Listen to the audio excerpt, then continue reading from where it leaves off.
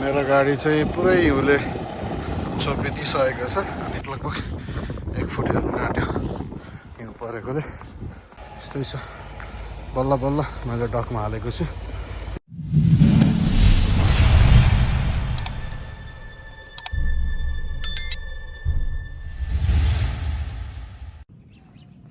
यहाँहरू सबैजनालाई फेरि पनि हाम्रो अर्को एपिसोडमा ब्लगमा हजुरहरूलाई स्वागत छ। अनि हामी आशा गर्छौँ कि हजुरहरू सन्चै हुनुहुन्छ होला भनेर। आज चाहिँ हाम्रो भिडियो है हाम्रो जग्गातिर पनि हिउँ धेरै परेको थियो।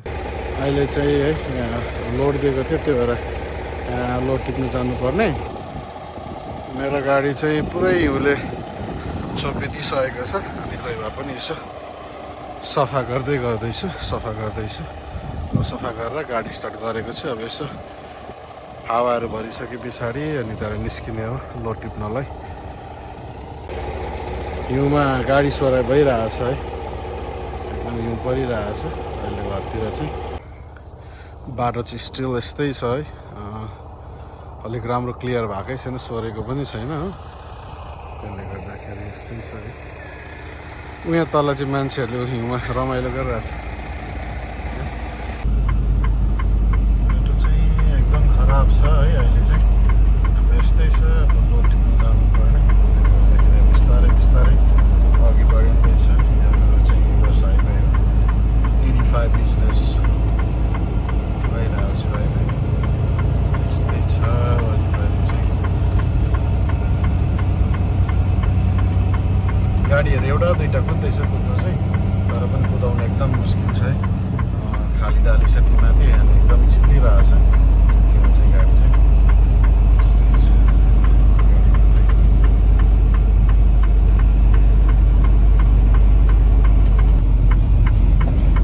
यहाँ चाहिँ यस्तै छ है, हिउँ परिरहेछ चाहिँ। बाटोहरू यस्तो छ, खतरा परिरहेछ है। अहिलेको घडीमा चाहिँ है हिउँमा कुदाउन एकदम गाह्रो भइरहेछ, किनभनेदेखिलाई अब जिरो भिजिबिलिटी भइरहेछ, तर थोरै मात्रामा देखिरहेछ। अब अगाडि कुनै गाडी कुदिदियो भने चाहिँ केही देख्न सकिँदैन। त्यही भएर यसो जतनले बिस्तारै बिस्तारै कुदिँदैछ। यो लोड टिप्नु परेकोले गर्दाखेरि चाहिँ जाँदैछ लोड टिप्नलाई।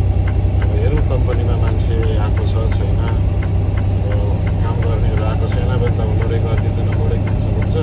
त्यही पनि अब ट्राई गर्नु जाँदैछ। एकदम सतर्क अपनाउँदै गाडी कुदाउनु पर्ने भइरहेछ। धेरै स्पिड त कुदाउन सकिँदैन, 33-35 मात्र गाडी कुदिरहेछ अहिलेको घडीमा चाहिँ। अहिले चाहिँ कम्पनी आइपुग्यो, यस्तो छ कम्पनीमा पनि पुरा।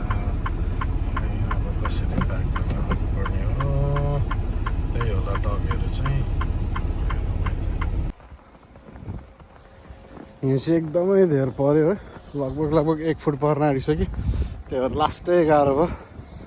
मेरो ट्रक स्टक भएको थियो, बल्ल दुःख गरेर निकाल्यो।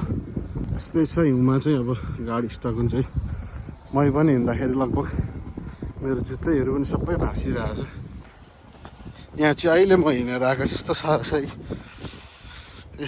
जुत्ताहरू नै त लगभग 1 फुट हेर्नु आँट्यो हिउँ परेकोले। मेरो गाडी चाहिँ कि यहाँ भाँसेको थियो है, चिप्लो थियो, त्यो भएर निकाल्नु धेरै गाह्रो पऱ्यो।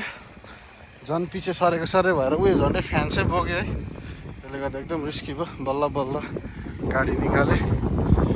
लगभग चेन नलाउनु थियो भने चाहिँ सायदमा आज यहीँ स्टक हुन्थ्यो होला, तर चेन लाएकोले गर्दाखेरि चेन थियो गाडीमा, चेन निकालेर लगाइयो। अनि त्यसले गर्दा चाहिँ अलिकति गाडीले ट्र्याक्सन भेट्यो, त्यो भएर अलिकति कुद्यो है। यस्तै छ, बल्ल मैले डकमा हालेको छु।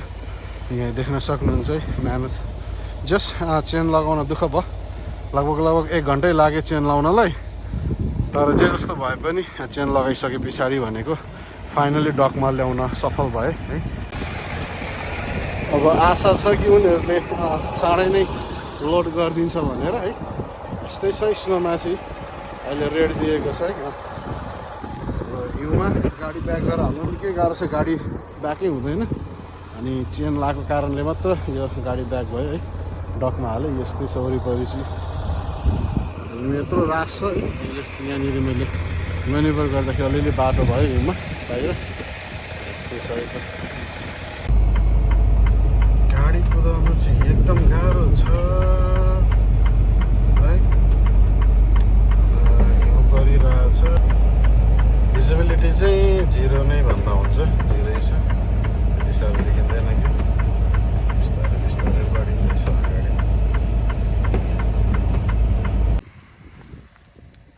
मेरो गाडी त हिउँले पुरै छ त पुरै अघि बिहान जाँदाखेरि त ठिकै थियो गाडी अहिले त पुरा पुरिँदैछ हिउँले यो गाडीलाई हेला गरेकै हो बिचरा यसको धनी छैन भनेर हेला गरेछ पुरिँदैछ ठिकै छ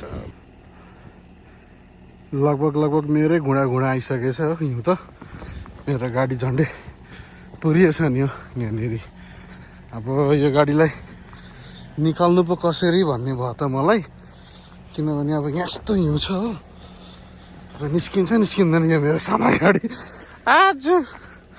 आज माइलाको बास यतै होला जस्तो छ गाडीमै है त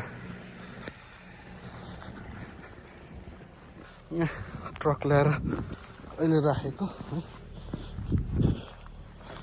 1 फुट हिउँ पर्छ भन्दै थियो है 1 फुट पर्यो परेन आज हिजोदेखि परेको यहाँ नाप्छु न 1 फुट पर्छ पर्दैन यहाँ त 1 फुट परेको रहेन रहेछ लगभग 10.5 इन्च रहेछ 1 फुट चाहिँ परेको छैन हिउँ पर्दाखेरि चाहिँ हाम्रो गाउँघरतिर पनि छुट्टै रमाइलो भइरहेको छ अनि यो चाहिँ हाम्रो घरको दृश्य हो यहाँ चाहिँ अब त्यति साह्रो हिउँ पर्दैन योपालि चाहिँ अलिक परेको छ यो हजुरहरूले पछाडि देख्दै गर्नुभएको चाहिँ हाम्रो घर पछाडिको यार्ड हो अनि यहाँ चाहिँ प्रायः जस्तो आपाले सलाउने बारीहरू लाउनुहुन्छ यहाँनिर चाहिँ अब खोर्सानीहरूदेखि लगेर इस्कुसहरूदेखि लगेर तपाईँको बोडी अनि घिरौलाहरू सबै नै फलाउनुहुन्छ अनि समरमा चाहिँ गर्मी समयमा चाहिँ प्रायः जस्तो हामी बाहिर किन्दैनौँ किनभने घरमै रोपेको अर्ग्यानिक खानेकुरा नै पर्याप्त हुन्छ हिजो है हिउँमा लोड टिप्न जाँदाखेरि अलिकति दुःख पाइयो गाडीहरू भाँसियो है अनि त्यसले गर्दा अब आफ्नो सानो गाडी पनि भाँसियो राति एकदम गाह्रो भयो सानो गाडीलाई निकाल्नलाई अनि अहिले चाहिँ यहाँनिर अब हिउँ धेरै परेकोले गर्दाखेरि यसो अब घर अगाडि चाहिँ यसो हिँड्ने ठाउँ बनाउनलाई सोफिया टिका अनि मम्मीले पुरा बेल्चा हान्दै हुनुहुन्छ हिउँलाई अलिकति हिँड्ने बाटो सफा गर्नलाई अनि अब यस्तै छ घरतिरको वातावरण चाहिँ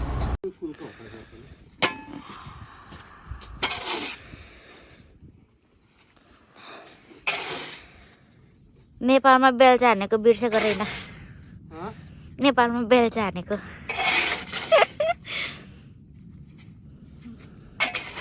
हिउँसम्म अर्कै हुन्छ नि बेल्चा दुःख सुखमा नै काम चलाउनु परेन नि